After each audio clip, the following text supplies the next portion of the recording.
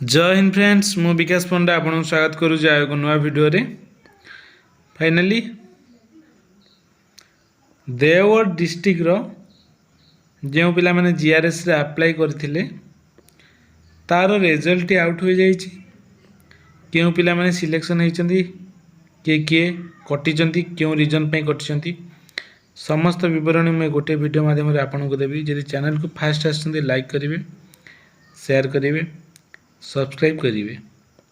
चलतु यदि आपण ऑफिशियल वेबसाइट को देवगढ़ विजिट करेंगे रिक्रुटमेंट रे टच कला परे आपन गोटे न्यू पॉपअप शो करिवो।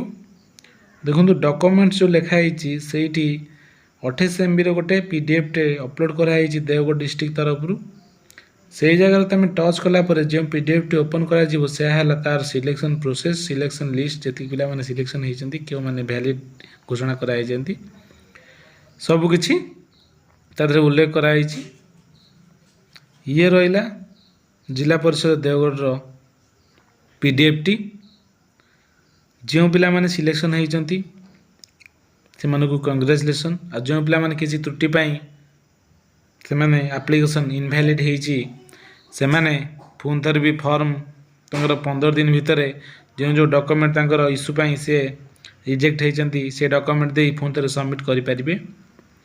तळुक स्क्रॉल कला परे देखंतु 1/1/2025 इंग्लिश डेली न्यूज़पेपर रे तार विवरणी आपण मन पाखरे दिया जाइछि। नेक्स्ट रे देखंतु उल्लेख करा जाइछि कि हमर 15/1/2025 लास्ट डेट रोची जो पिला माने ऑब्जेक्शन दे पारिबे तांकर जो जो रिगार्डिंग रे से माने रिजेक्ट हेचंती तांकर कंप्यूटर सर्टिफिकेट इनवैलिड जेकोसी रीजन पाई 5:30 जाए 15/1/2025 संध्या 5टा जाए से माने तांकर ऑब्जेक्शन दे पारिबे। ऑफलाइन माध्यम रे तांकर मेल आईडी को से अभियोग दाखल करि पारिबे। तांकर ऑफिशियल मेल आईडी को देवगढ़ देइछु डॉक्यूमेंट को किंबा ऑफिशियल मेल डॉक्यूमेंट देकी से सबमिट करि पारिबे। देखंतु ये रहला तार सिलेक्शन प्रोसेस किए किए सिलेक्शन होइछन्ती माने आपण विश्वास करि परिबेनी 80% रखथिबा पिला जॉब पाउनी एठी 42% 40% रखथिबा पिला जॉब पाई जाउची। देखंतु जॉब रो न पाइबा रीजन हला इनवैलिड कंप्यूटर सर्टिफिकेट सब कुछ ठीक थिबो किंतु कंप्यूटर सर्टिफिकेट टी पिला माने पाखरे ठीक नथिबो।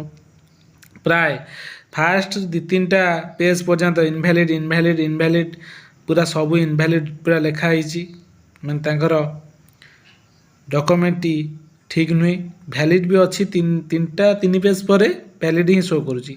रीजन कौन प्रथम सिलेक्शन प्रोसेस रे ओकेसीएल अंडर जो ओएससीआईटी ओ लेवल सर्टिफिकेट टी प्रथम प्रायोरिटी दिया होची। यदि सेतिकिरे यदि पोस्ट जति थिबो यदि फुल हेई गला ताले आउ से माने से सेति पिला जॉब पाइबे।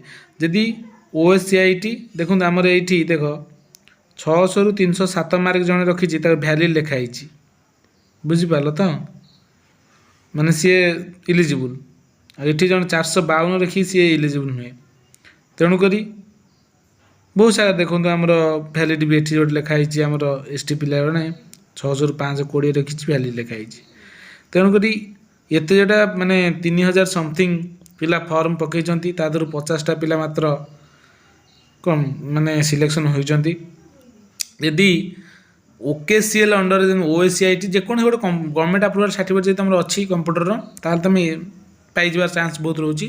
प्रथम कौन सिलेक्शन प्रोसेस रे ओएससीआईटी रो ओ लेवल जदि जो माने करिथिबे माने कंप्यूटर सर्टिफिकेट करथिबे से मानु प्रथम प्रायोरिटी दिया होची। सपोज जब 150टा पोस्ट अछि आ माने 100टा पोस्ट रो पिला मानकर ओएससीआईटी गवर्नमेंट अप्रूवल सर्टिफिकेट तांकर अछि प्रथम प्रायोरिटी ताको दिया गला। नेक्स्ट रे जो प्राइवेट रे करछन जो माने सर्टिफिकेट करछंती सेतरा जीवा सेटा आ तो देखा जीवन जो 50टा रहिला से पिला मानकू मार्क बेसिक यदि मार्क यदि सेम थिबो एज तापर देखा जाए जार अधिक एज ताको प्रायोरिटी दिया जाए।